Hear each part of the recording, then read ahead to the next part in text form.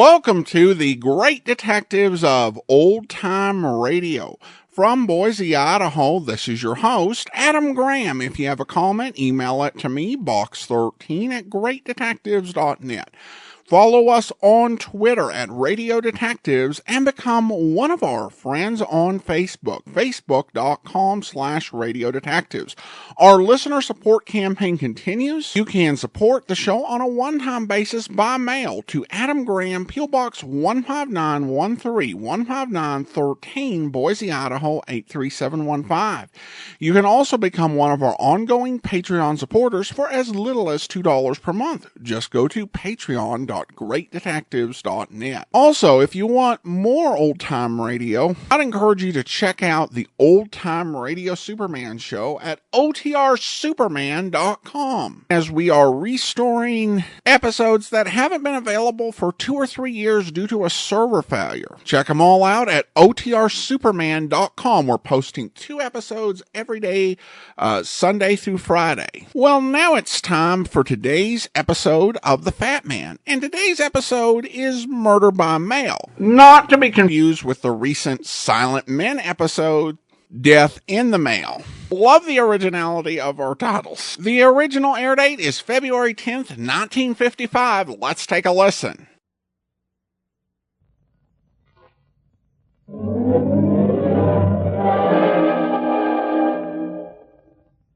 There he goes into that drugstore. He's stepping on the scales. 239 pounds. Fortune, 8. Who is it? The Fat Man.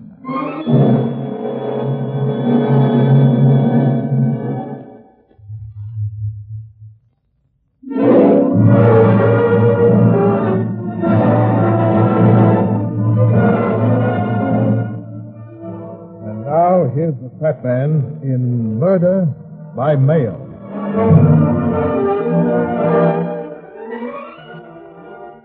The girl wasn't from the city, that was obvious. She was a big girl, almost as tall as I am, but she wasn't fat. She wasn't pretty either, but with the right clothes and beauty aid, she would have been striking. She didn't have the right clothes, and beauty was something that had never occurred to her. Any woman would have envied her complexion, but they wouldn't have wanted the hands that went with it. The complexion said outdoors and health, but the hands said work.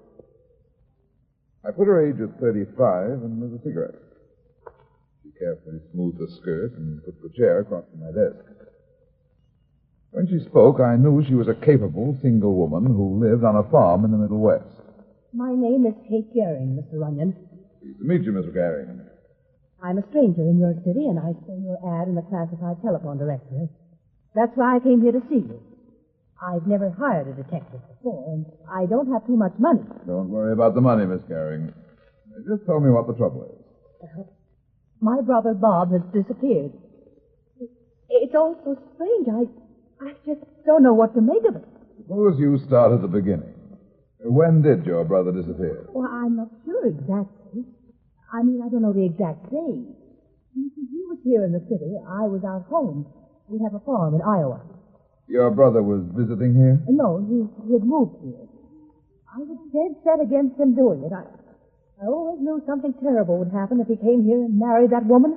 He came here to get married, then? Yes, that was a month ago. Who was the woman he married? Her name is Irma Lewis. And I'm sure there's something peculiar about her, something wrong. Had your brother known her very long? Well, that's just the point, Mr. Runyon. You see, my brother didn't know her at all. Now, wait a minute. Let me get this straight. Your brother married a woman here in the city, but he didn't know her. He'd never actually met her except in correspondence. He contacted her through one of those matrimonial bureaus. Yes, I think that's what you call it. You see, Mr. Runyon, my brother Bob and I were orphaned quite young. All we had was the farm our father left us. We lived there together, and we worked hard for years. Finally, Bob managed to save $5,000. Is your brother older than you are? Yes, he's in his early 40s. I suppose he got lonesome at the farm. Being so far away from everything and only seeing me, I can't blame him, really. One day he saw this ad in a magazine and started writing to this Irma Lewis. Several months later, he told me he was leaving to come here and marry her. I begged him not to do it, but he wouldn't listen. Did he take the $5,000 with him? No. We had the money in a joint checking account in Des Moines. Bob took only what money he'd need for expenses. Is he going to bring this girl back home? He was going to try and get a job here after his wedding. As I said, that was just a month ago. 2 days later, I had a letter from him saying he'd arrived and met Irma. Did he give an address? Not then. But in his next letter, which arrived 3 days after his wedding, he said he and Irma were living in a boarding house at this address. It's out in the country, not far from the city limit. Here. I see. Well, that was the last letter I had from him, Mr. Runyon. Of course, I wrote him regularly. Were the letters returned to you? What? No. I never thought of that. That might mean... Never mind that. Go on with the story.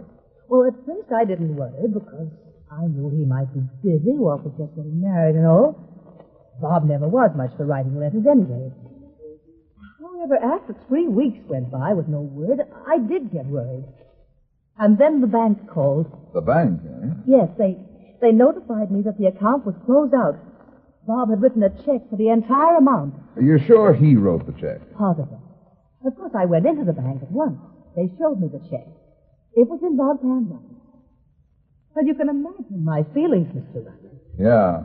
I managed to borrow some money on the farm and came here at once. I arrived yesterday. Of course, I went immediately to the address of the boarding house. Couldn't the owner tell you when your brother and his wife left? But that's just it, Mr. Runyon. The woman who owns the house didn't know what I was talking about. She said my brother and his wife had never been there.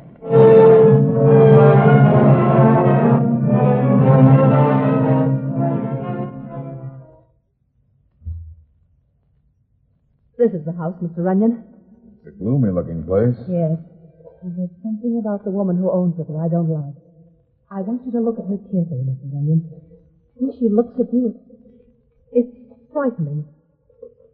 What's the name? Mrs. Shumway.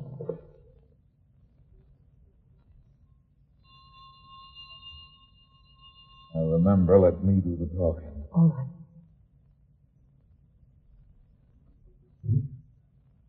Yes? Is Mrs. Shumway at home? If it's the room you're looking for, we ain't got any. Just a minute. Let go of that door. We're not looking for a room. What do you want? I said we want to see Mrs. Shumway. Mrs. Shumway ain't seeing anybody. Who is it, Bertha? A man and a woman, Mrs. Shumway. Show them in, Bertha. Yes, ma'am. Step this way, please. In here, Bertha. In the parlor. In this door. So dark in here you can hardly see. Sometimes I prefer the gloom of shadows. Please sit down. You must forgive me. I'm fond of sitting here in my parlor in semi-darkness. It brings my memories closer. I have many memories. I don't believe I know you. Why have you come to see me? I talked to you last night. Remember? I was looking for my brother. Last night? Let me do the talking, Miss Gehring. I'm afraid I don't understand. I'm Brad Runyon. We're looking for Miss Gehring's brother, Mrs. Shumway. It seems he's disappeared, and he wrote her from this address. Last night you told her that you'd never heard of him. My dear young man, there must be some mistake. I never said anything to this woman last night. I'd never seen her before in my life. But I don't understand. I was here last night. You know you told me that. My brother Robert Gehring did write from here. Robert Gehring? You know the name? Oh, of course. He and his wife have a room here. He's here? But you said you'd never heard of him. Just a minute. I believe they're in now. Mr. Gehring? Mr. Gehring? They'll be down in just a second. Last night she told me she didn't know my brother. You're sure this is where you came last night, Miss Gehring? Of course, I'm sure you... You don't think... I don't know. They'll be down in a minute, Mr. Bunyan. A charming couple, Gehring. So you're his sister? Why are you lying? You know very well I was here last night. You called us, Mrs. Shumway. Yes, Mr. Gehring, your sister's here. Sister? Well, have you never told me you had a sister? Mr. Runyon. What's the matter, Miss Gehring? Mr. Runyon, that man.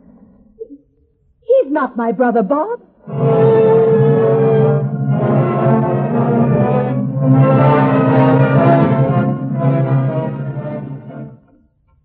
Now then, Miss Gehring, I'm going to get to the bottom of this business. Sit down over there by my desk. What is it? Why are you looking at me like that?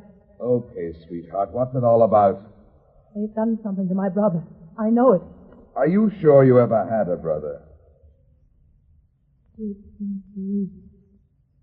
think I'm insane. I don't know what to think.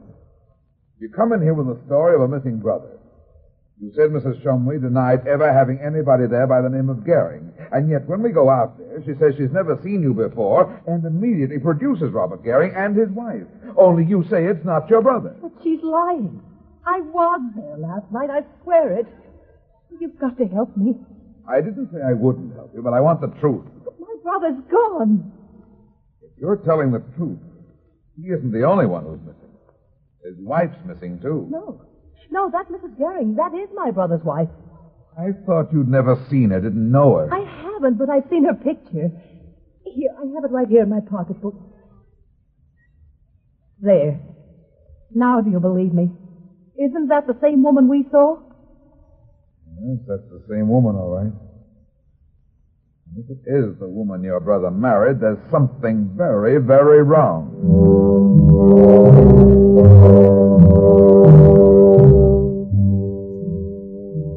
Back to her hotel and told her to stay there until she heard from me. Then I sat down to think. It didn't make sense, any of it. He was a girl who said her brother had married a woman he'd never even seen and then disappeared. But had he disappeared? There was a Robert Gehring and his wife living at the brother's last address. If the girl Kate was lying, what was her angle? What was she up to? And if she were telling the truth, what was Mrs. Shumway's game? Why had she denied knowing of any Robert Gehring and then, on the second visit, immediately produced him and his wife? Was Kate insane? She didn't look crazy. She looked and acted just like any other healthy country girl. Then there was that picture. I lit a cigarette and decided it was just one of those cases where I'd have to develop my own theory. 3 hours later, I was still smoking cigarettes. It was dark outside. I was no nearer the answer than before. The clock on the tower building began striking 8. I ground out my cigarette, reached my hat, and the telephone rang. Hello? Mr. Runyon? Yeah? You were with a woman named Gehring today? That's right. Who is this? Bertha Meir. Who? Mrs. Shumway's maid, Bertha. What do you know about Miss Gehring? I know something that might interest you. What? I'm a poor working girl, Mr. Runyon. I get it. I can't talk long. I haven't got much time. How much do you want? $500.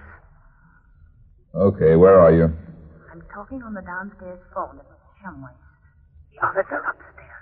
They might come down any minute. They'll bring the money tonight. Yeah. Where can I meet you?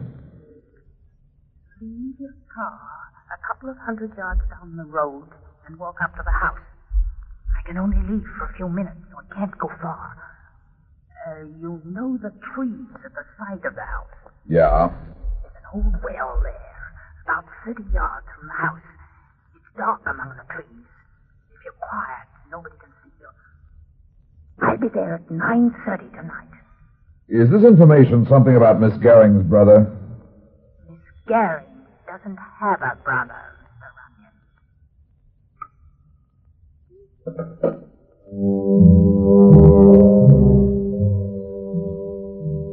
I pushed the phone across the desk, and my eye fell on the picture of Irma Lewis, or Gehring, or whatever her real name was.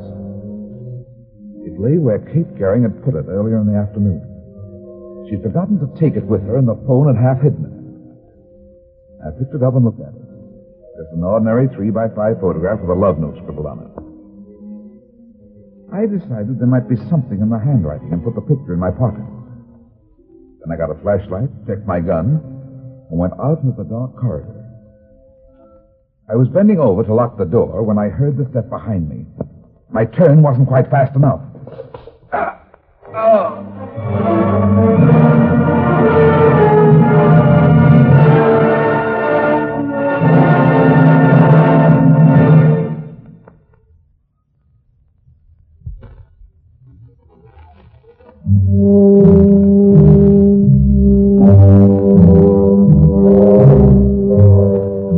Sometime later, I opened my eyes and thought my neck had been broken.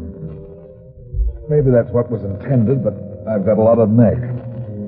The back of it was stiff and sore, where somebody who knew how had landed a rabbit punch. But nothing was broken. I was lying on the floor of my office. The light was on, and I was alone. I got to my feet and went to my pockets. The gun was to where it belonged, and so was the flashlight and all my money.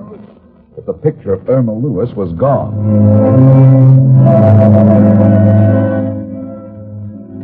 It was 9:25 when I pulled the car off the road 200 yards back from the Shumway house and got out. I stood for a minute listening and letting my eyes get accustomed to the dark. The night was black and quiet. Great black clouds rolled across the sky, hiding the moon, except for occasional quick glimpses. I crossed the road and walked quietly down toward the house. Its outline loomed dark and forbidding in the field. Lights glowed from two windows on the second floor. 50 yards away, I stopped again and listened. There was no sound. Walking carefully, I made my way slowly up through the trees and found the old pump. Bertha the maid wasn't there. I leaned against one of the trees and waited. 15 minutes passed, and still she didn't come. An uneasy feeling began coming over me, and I pressed closer against the tree. Why should I believe the maid? Maybe it was a trap. And then suddenly I heard it, faintly at first, 20 or 30 yards off in the brush away from the house. Something was moving stealthily through the light underbrush. Something I couldn't see. I threw my gun and waited. Whoever it was digging at the brush and ground. I decided they didn't know I was there and began easing slowly toward the noise. I held my breath and stopped. It was a dog. The flashlight was already in my left hand, but the moon saved me the trouble of lighting it by choosing that moment to break through the clouds again. It only stayed a second, but it was long enough for me to see the figure of a dog crouching on top of a neat oblong mound of earth. Suddenly, the dog knew I was there. Easy, old boy, easy. I'm not going to hurt you there. That's a good boy. That's the boy. What is it? Just a dog. I don't believe it. There must be someone. Who's there? Go down there and see if it's here. I took 2 steps backward, and my foot hit a pile of brush. It was the guy who claimed to be Bob Garing, and the bullet hit a tree 10 feet away. The window banged down, and the dog headed for the house. I headed for the road again, running low through the trees. After all, I was trespassing on private property, and I had no proof that anything was really wrong. 20 yards up the road, I heard the front door of the house bang open. I ducked into the woods and went back to where I left the car. I got in and looked back toward the house. A light was bobbing around in the trees near the pump. A few minutes later, the light moved back to the house and went out. I waited another 5 minutes and then started the motor and drove back towards the city. 2 miles away, I found a filling station with a telephone. I went in and dialed the number of Kate Garing's hotel. Good evening, Hotel Bond. Will you please ring Miss Kate Garing's room? I'm sorry, but Miss Garing is out. You know if she left a message for Mr. Runyon? Oh, are you Mr. Runyon? Yeah. Oh, there is a message for you. Just a second. Her message reads, Mr. Runyon tried to reach you. Something important has happened. I've gone to Mrs. Shumway.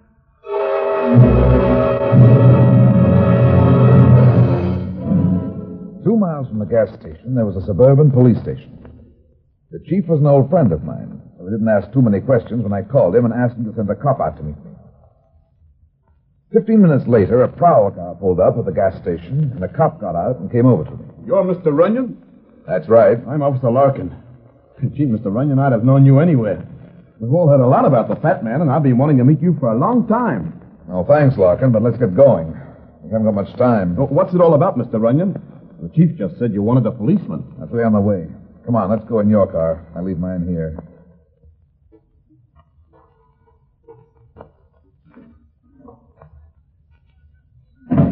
Oh, where to? Straight out this road. Just keep going until I tell you to stop. Okay.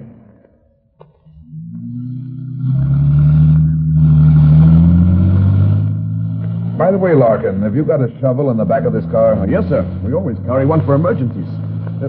What do you want with a shovel? We might do a little grave digging.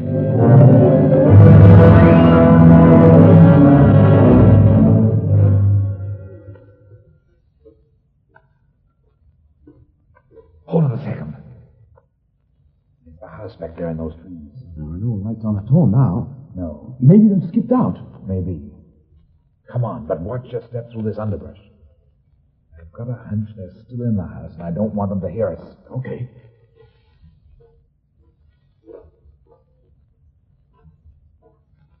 Here's the place right over here. Oh, it's so dark I can't see anything. Want me to use the light? No. Give me the shovel and I'll dig. The mound is right here. Yeah, I see it now. That guy up at the house took a shot at me when I was here before. If you show the light, he might see us and try again. Now, give me the shovel. You keep an eye on the house. Okay. Something's been buried here, all right. The ground is soft.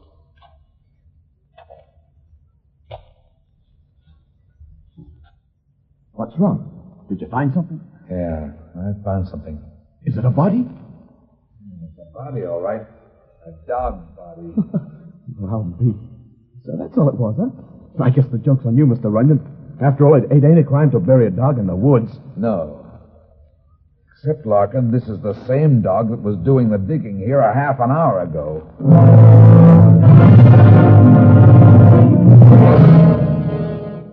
Wait, Mr. Runyon. The front door of the house is this way. We're not going to the front door, Larkin. See that part of the building that juts out like a shed in the back of the house? There, back there. Yeah? It's a garage. I've got a hunch we can get into the house through there without being heard. The door leading into the house itself. Now, come on.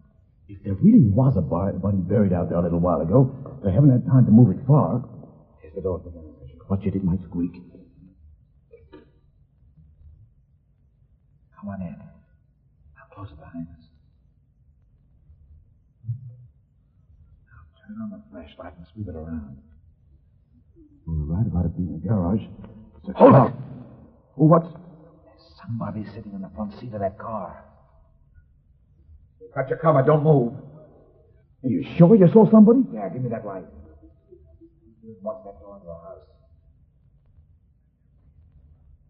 Is there anybody there, Mr. Runyon? Yeah. A dead man. Then there really was a body buried out there in the woods. Yeah. They brought him in and propped him up against the steering wheel. Here. Hold the light on him a second. Who is he? I don't know, but I think he's Kate Garing's missing brother, Bob. Hey, Mr. Runyon, look here on the floor in the back of the car. What is it? It's another dead body, a dame. Here, let me see. Yeah. She's dead, all right. Do you know her? Yeah. It's Mrs. Shumway's maid, Bertha. Come on, Larkin. Get your gun out. We're going into the house. Keep as quiet as you can.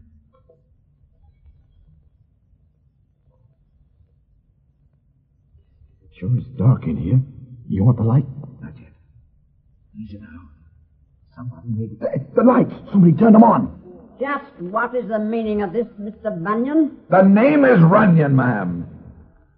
There are a couple of bodies in your garage that might need explaining. What is it, Mrs. Shumway? That man.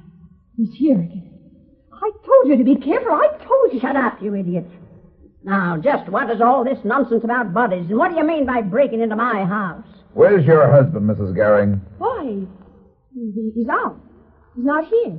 See here, Larkin. And keep your gun on these two. I'm going to search the house. Kate Garing's hotel said she came here tonight. Y'all do nothing of the sort. Move up the staircase, Mrs. Shumway. I'm going up. I won't move. You've no right to... What the shit? It's Kate! Out of the way, Mrs. Shumway. Take your hands off me. Watch them, Larkin. Don't move either of you, I'll shoot. Help, please! Look out, he's got a knife. You again, eh? Your knife doing's no better than your judo. You've still got plenty to learn, and I'm going to show you one of the... Stay away from me. Like that. Not as effective as a rabbit punch, but it serves its purpose. And now get up. Don't you. Don't you. On your feet. We're going back downstairs. You all right, Miss Garing? Yes. Yes, but he was going to kill me. They heard you in the garage. I told you to stay in the hotel. Why did you come out here? He called me tonight. Who? Mrs. Shumway. She said she'd tell me something about my brother. And I came and they locked me upstairs. Mr. Runyon, they killed Bob. They murdered him. Take it easy. You okay, Mr. Runyon? Yeah, I got the other one. It's this guy here. What's your real name, by the way? Cavender, Charlie Cavender. Okay, start talking, Cavender. Yeah, I'll talk, only you gotta believe me. It's all Mrs. Shumway's fault. She got us into it. Sure. It's the truth, Runyon. Me and Irma didn't know. Is Irma your wife? Well, yeah, sure she is. This she-devil here is to blame. You're a little squeak. Shut up. Watch her, Larkin. Well, we didn't know it was gonna be murder. I swear we didn't. We thought it was robbery. We figured to fleece this country guy, Garing, after Irma went through a fake marriage ceremony. Nice, clean little record, huh? Well, she killed Garing. She did it herself and made us help bury him. Why was Bertha killed? Well, she found out about Garing. Mrs. Shumway was afraid she'd tell somebody. Okay, Larkin, let's take him in. No, you can't take me. I told you the truth. You gotta believe me, right? Pipe down, come on. No, you won't. I'm not letting You want a real lesson, don't you? Okay, baby, You try want- this rabbit punch for size. Boy, what a punch. Yeah, works fine, doesn't it? It's out like a light. I owed him that one. Okay, Larkin, you go on out to the car with the women. I'm going to have to carry this baby. It's a cinch he won't be doing any walking for at least an hour.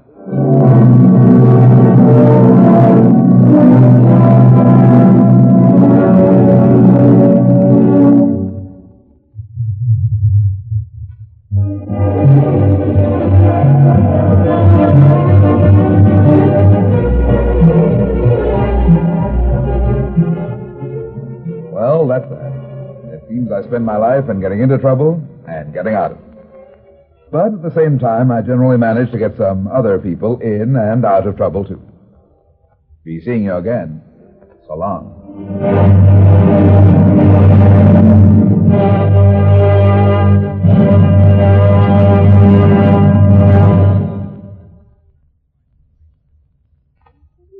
Welcome back.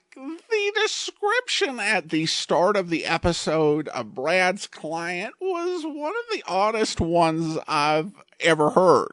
When you are describing a character, even in the hard-boiled genre, your purpose in describing them is just to give a sort of flavor of what type of person this is. And with what Brad does in this episode is tell us how she would look if she were wearing an outfit she's not wearing and makeup she's not wearing. I'm not really sure how that aids our imagination. And I think if you are going to do that, it's best rather than having the detective tell you, well, this is what she would look like, is to have him run into her once she's, changed and gotten that beauty care and be like, wow, she almost looks like an entirely different person. All right, well, I do want to go ahead and thank our Patreon supporter of the day. Thank you to Jim, Patreon supporter since January 2019, currently supporting us at the detective sergeant level of $7.14 or more per month. And that will do it for now. If you do enjoy this podcast, please rate it wherever you get your podcast from, and if you're so inclined, leave a review. Join us back here tomorrow for The Man Called X, and we'll be back next Tuesday with another episode of The Fat Man. In the meantime, send your comments to box13@greatdetectives.net, follow us on Twitter at Radio Detectives, and become one of our friends on Facebook. Facebook.com/Radio Detectives. From Boise, Idaho, this is your host, Adam Graham, signing off.